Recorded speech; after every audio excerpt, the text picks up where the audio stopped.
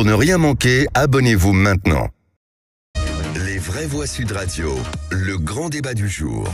Le Parti communiste français restera toujours ouvert. Nous appelons à aller plus loin que l'union construite au lendemain de la présidentielle. Il ne s'agit pas de jeter le bébé avec l'eau du bain, mais quand même, faut quand même bien changer l'eau de temps en temps. Franchement, regardez ce qu'ils ont fait de notre pays ces dernières années. Ils ont mis la France sur le bon coin. Ils ont vendu le pays. C'est le grand déménagement industriel. Ils ont laissé filer nos usines, notre industrie. Et ils viennent nous parler de souveraineté. Gloire à cette France du travail, la plus belle que nous ayons. Quand elle se met à l'arrêt, c'est toute la France qui est à l'arrêt. Que Bernard Arnault et François Pinault se mettent en grève, tiens. Ça se trouve, ça ira peut-être mieux. Et il n'y aura plus €1 d'argent public, plus une seule exonération de cotisations sociales ou d'impôts pour une entreprise qui délocalise, qui licencie et qui précarise. Toujours défendre les intérêts de la France, défendre les intérêts du monde du travail et ne jamais laisser l'extrême droite l'emporter.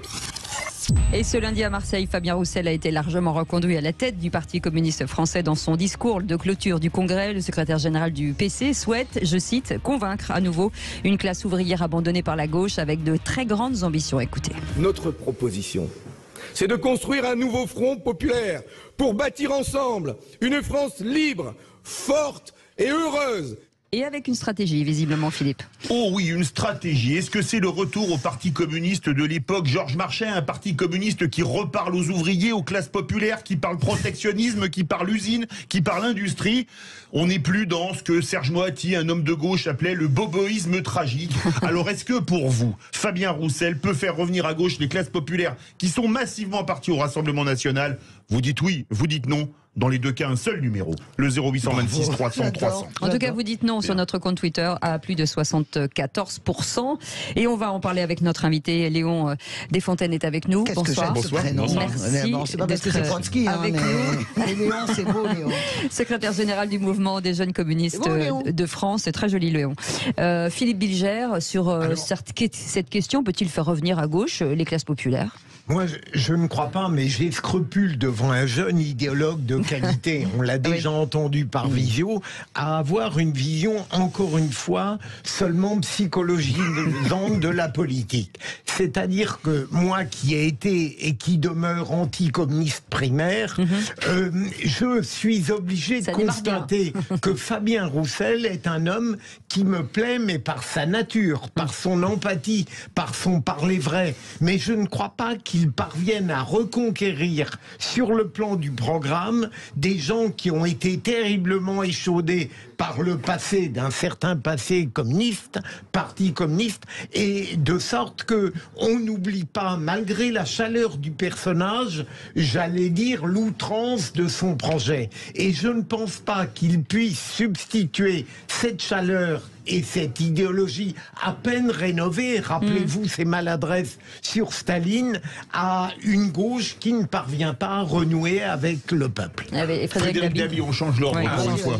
Ça, je ferai pas la synthèse. Non, je trouve que la démarche de Fabien Roussel est très intéressante parce qu'il met le doigt sur ce qui va être la clé de 2027. Autant sur l'offre électorale, sur ce qui va se passer, ça serait ridicule de faire des pronostics. Notre sondage pour Sud Radio et le Figmag n'était pas un sondage de pronostic, mais celui ou celle qui captera la France du travail, pas seulement la France populaire, gagnera l'élection. Et c'est vrai que pour l'instant, on a d'une part, pour rectifier un peu ce que vous dites, François, c'est pour une fois que je peux parler. Merci. On a eu 2 minutes d'à côté. Non. D'abord, le premier comportement des catégories populaires, c'est pas le vote RN. C'est l'abstention. J'ai pris notre sondage jour du vote, il faut fiducial pour TF1, Sud Radio et Match. On avait 35% des ouvriers qui n'avaient pas voté. Marine Le Pen avait fait 35%. Donc voilà, on voit très bien là où ça en est. Aujourd'hui, cette France du travail, et quand elle vote au Rassemblement national, c'est en ça que dans le Figaro aujourd'hui, j'ai osé dire que le vote FN, le vote Marine Le Pen devient un vote analogue à celui d'un parti de gouvernement. Et pour l'instant, dans ce cadre-là, l'objectif de Fabien Roussel est tout à fait louable. Et j'ai envie de dire que ça paye. Prenons la comparaison sondage jour du vote auprès de 4000 personnes, dans un gros échantillon, et sondage de la semaine dernière pour le Figmag.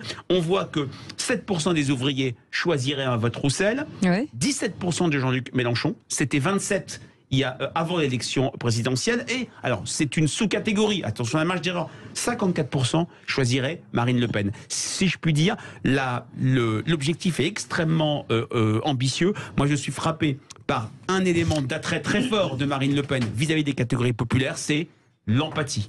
La proximité. 58% des Français, 75% des ouvriers considèrent qu'elle est proche de leurs préoccupations. Emmanuel Macron, dans le baromètre Match, 18, 58, vous voyez l'écart. Ouais. Françoise Degois. Oui, alors moi je comprends tout à fait la stratégie politique de Fabien Roussel. Moi je suis très gêné par le montage qu'on nous a fait parce qu'il manque l'essentiel pour moi qui a été le plus heurtant dans ce discours, c'est les frontières passoires. Et ça me gêne énormément parce que Fabien Roussel évidemment reprend le vocable du Rassemblement National. Évidemment c'est une grande tradition communiste. Je vous rappelle les bulldozers contre le foyer des Maliens dans les années 80 dans la mairie d'Ivry-sur-Seine.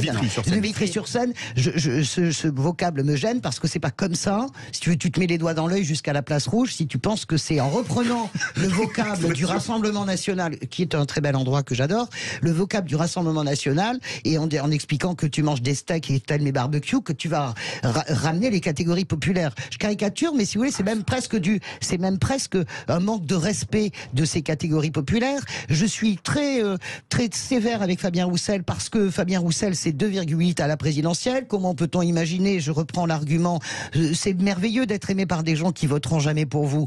Mais dans le moment actuel, je comprends sa logique personnelle à Fabien Roussel. Je pense qu'elle est stérile et surtout qu'elle crée une division. Moi, j'aime Jaurès. L'union est un combat. Je pense que l'union, c'est notre talisman à gauche. Il est en train de la briser. Il n'est pas le seul.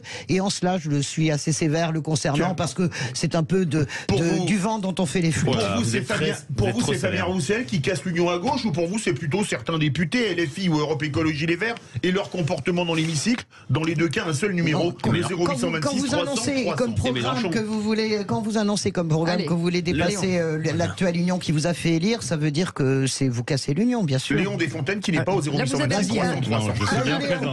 Un petit tour de table. Bon, écoutez, moi j'aime beaucoup la gauche qui parle du travail déjà tout d'abord, et ça fait du bien de revoir un discours justement à gauche qui est capable de défendre cette valeur, cette belle valeur qu'est le travail, et c'est ce que fait merveilleusement bien, je trouve, Fabien Roussel. Maintenant sur cette histoire de passoire, au niveau des frontières, moi je fais mes recherches. Le 29 mai 2015, Jean-Luc Mélenchon dénonçait ces passoires justement à nos frontières de l'Union européenne qui permettaient de délocaliser à tout va. Finalement, on a repris que les anciens discours. Mais il ne parlait pas des migrants. Non, mais à quel moment? Attendez, excusez-moi, je ne vous ai pas coupé. Je ne vous ai pas coupé. Je ne vous ai pas coupé. Soyons pas agressifs. Nous pouvons être de gauche et avoir un débat fraternel, je pense, malgré tout. Et donc, sur ce que disait Fabien Roussel, mais le slogan de Sud Radio, c'est parlons vrai, ne parlons pas faux. Fabien Roussel, écoutez, laissez-moi finir. Fabien Roussel, lorsqu'il a parlé des passoires, je suis d'autant mieux placé pour savoir que j'étais présent lorsque Fabien Roussel a dit. J'ai écouté attentivement Fabien Roussel ce matin chez vos confrères de BFM TV. Lorsqu'il parle des passoires, il dénonce ce fait justement que nous avons des frontières aujourd'hui qui laissent passer à tout va le capital économique, et qui laissent mourir à nos frontières dans la mer Méditerranée les migrants. Donc écoutez l'intervention. Excusez-moi, je vous ai pas coupé. Encore une fois, je ne vous ai pas coupé. Écoutons. Écoutez, on a entendu nous-mêmes l'interview. Vous avez fait passer l'extrait, mais vous ne l'avez pas écouté en entier. Écoutez, excusez-moi, laissez-moi finir.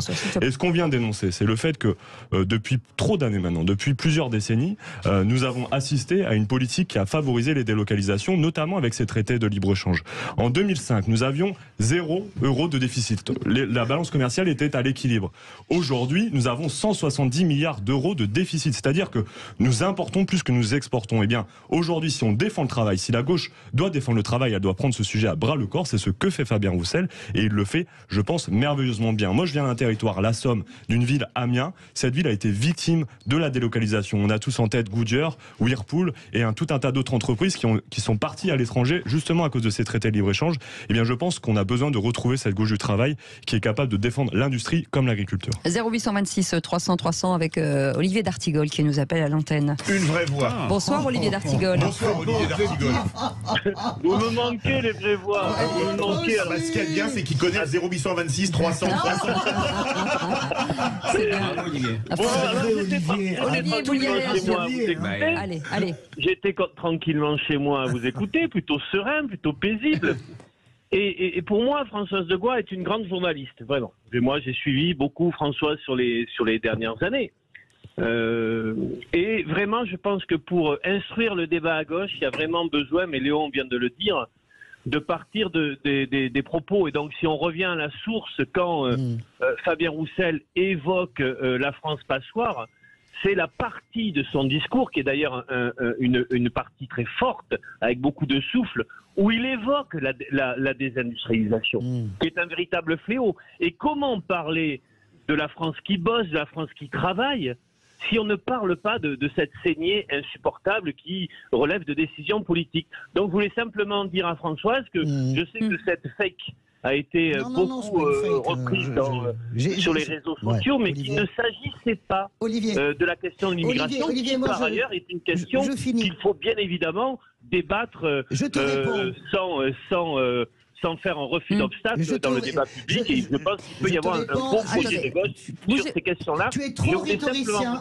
Attendez, avec Olivier, le plaisir de vous retrouver demain. Alors, on va pas faire un débat entre Olivier et Françoise. Françoise, vous les répondez vite et puis on parle très vite en disant que vous êtes trop rhétoricien, les copains, et vous le savez très bien. Moi aussi, j'ai fait ça à mon époque quand j'étais au gouvernement. Vous êtes trop rhétoricien pour ne pas savoir que quand on reprend ce vocable passoire migratoire, qu'on parle de l'immigration. Il n'y a pas eu de passoire migratoire. Excusez-moi. Parlons vrai. Passoire des frontières. Vous savez très bien. Allez, c'est bon. Philippe Vigier, bougez pas, Françoise. Restez avec nous. On repart au 0826 303. Léon, si vous le permettez, pour répondre à la question de Sud Radio, vous pensez réellement que Fabien Roussel, avec la vision qu'il a aujourd'hui, va pouvoir rattraper une grande part de l'électorat qui vote à l'heure actuelle pour le Rassemblement national? C'est une œuvre de longue haleine, à votre avis? Elle est possible? C'est un travail sur le long cours. Elle est presque utopique? Moi, je pense qu'elle est possible, et c'est pour ça que je m'engage d'ailleurs aux côtés de Fabien Roussel. Notre objectif, c'est pas d'aller chercher les voix de la gauche toute mouillée. On a eu des derniers sondages, elle fait entre 22 et 25% en fonction des sondages. C'est pas suffisant aujourd'hui pour l'emporter. On doit aller chercher un nouvel électorat, un électorat qui s'est détourné de la gauche. Cet électorat se tourne vers deux horizons. En premier lieu, l'abstention. En deuxième, le Rassemblement national. Et moi, je le dis clairement, sans aucun problème, sans aucune polémique, je souhaite qu'on aille chercher des centaines de milliers et même des millions de voix au Rassemblement national et à l'abstention, avec un discours d'une gauche authentique et une gauche populaire, non pas qui met le doigt justement sur la responsabilité des immigrés, mais sur la responsabilité au contraire des grands groupes et des politiques européennes notamment, qui favorisent cette délocalisation et qui cassent le travail. Frédéric Dabi, je pars après au 0826 303. Poursuivre ce que dit Léon Desfontaines, je crois qu'il y a aussi un troisième électorat, ce sont ces sympathisants de gauche qui ne se reconnaissent pas dans l'alliance NUPES. Je suis frappé par le décalage entre le centre de gravité des sympathisants de gauche qui est bien moins à gauche que le centre de gravité de la NUPES, puisque les Français font l'équation suivante: NUPES égale LFI et LFI égale Mélenchon. Et là, il y a un vrai problème. Alors, je prends le baromètre IFOP fiducial pour Match qui a été et Sud Radio, où Fabien Roussel arrive pour la première fois en 5e position. Françoise a raison, la popularité, c'est pas le vote. Il fait des bons scores chez En Marche, à droite. C'est le deuxième à gauche, quand même, derrière Jean-Luc Mélenchon. Et c'est vrai que c'est une première étape pour lui, parce que, clairement, et c'est pour ça qu'on a une majorité de sympathisants qui ne croient plus à la pérennité de la NUPES, il y a clairement un problème de centre de gravité. Quand on dit la police tue, quand on dit toute une série de choses, ce n'est pas ce que pense le tréfonds du peuple de gauche. Allez, 0826 300, Abdellah qui est avec nous. Oui, bonjour. Super intéressant. Je suis, moi, pleinement d'accord avec Françoise. Je crois qu'il faut arrêter de s'endormir. Clairement, Fabien Roussel, s'il fait pas des petites phrases piquantes comme l'histoire des passoires, il restera inconnu et aux prochaines présidentielles, il fera du 2%, c'est certain. Aujourd'hui, il veut passer à la vitesse supérieure et il faut qu'il fasse de la merde comme ils font l'extrême droite. Ça, c'est votre point de vue. C'est mon point de vue. Il doit faire de la merde, des choses qui attirent l'oreille des gens qui comprennent rien à la politique pour les attirer vers eux. C'est la seule manière d'attirer des gens d'extrême droite, puisque c'est des gens qui sont totalement contre le système démocratique. La politique en France, elle n'est pas super compliquée. Il y a 20%, à peu près 15-20% qui sont à l'extrême droite et 15-20% qui sont à l'extrême gauche. Au milieu, il y a des gens comme moi, voilà, qui étaient sympathisants de gauche, que j'ai toujours voté socialiste ou écolo, et qui ont voté Macron lors des 2 dernières élections. Tout simplement, et on se retrouve en effet nulle part, comme le disait un précédent orateur de la radio. Et et voilà, on se retrouve pas du tout. Donc évidemment, moi je suis un entrepreneur, je suis d'origine, je suis marocain d'origine, je suis français fier de l'être, et je déteste entendre un politicien, parce que les mots sont vraiment choisis, il n'a pas dit par hasard, donc c'est vraiment un petit coup d'œil, un petit coup de pied chez la clientèle, du clientélisme, j'adore, on appelle ça. Abdelak, on va laisser répondre, si vous permettez, Léon Desfontaines, secrétaire général du mouvement des jeunes communistes de France. Léon Desfontaines, quand vous entendez ça... Deux choses. Bon, premièrement, je sens quand même une forme de mépris envers une partie non négligeable des Français lorsque on les insulte ainsi. Je pense que c'est particulièrement tout ce qui ne va pas aujourd'hui, c'est une partie non négligeable de la gauche, c'est qu'on vient catégoriser, vous savez, moi j'ai un territoire, comme je vous l'ai dit, la Somme, qui a vu le score de Marine Le Pen augmenter lors des dernières élections présidentielles, et je ne me résous pas à dire que celles et ceux qui ont voté Marine Le Pen dans ce territoire-là sont profondément fascistes et d'extrême droite. C'est des gens qui se perdent dans un vote d'extrême droite parce qu'ils ne se sentent plus reconnus par les candidats de la gauche. Et c'est important de pouvoir aller leur parler, de pouvoir aller discuter, échanger avec eux, et leur dire qu'il faut au contraire ne pas se perdre dans un vote juste anti-Macron, mais au contraire un vote pour le travail, pour l'espoir. Et ça, c'est le vote et ce que incarne Fabien Roussel. Ça, c'est une chose. La deuxième chose, je pense que ce qui est important aussi de signifier, c'est que la diversité d'opinions aussi à gauche doit être entretenue. Fabien Roussel a proposé la création d'un nouveau Front populaire. Le Front populaire, originellement, qu'est-ce que c'était? C'était pas une union qui effaçait l'ensemble des partis à gauche, c'était 3 partis politiques, le Parti communiste, le Parti socialiste et le Parti radical de gauche, qui chacun de son côté est parti aller convaincre les Français en se disant une seule et même chose, c'est que si chacun on va aller convaincre les Français, eh bien on va ajouter à la gauche, et c'est comme ça qu'on va l'emporter. C'est comme ça que le Front populaire est arrivé et que les congés payés sont arrivés. Je pense que si la gauche permettait de respecter l'ensemble des diversités de ses composantes, on y gagnerait beaucoup plus. Merci beaucoup Léon Desfontaines d'avoir été avec nous, secrétaire général du mouvement des jeunes communistes de France. Vous restez avec nous, dans un instant on va se détendre un petit peu avec le Kikadi Show.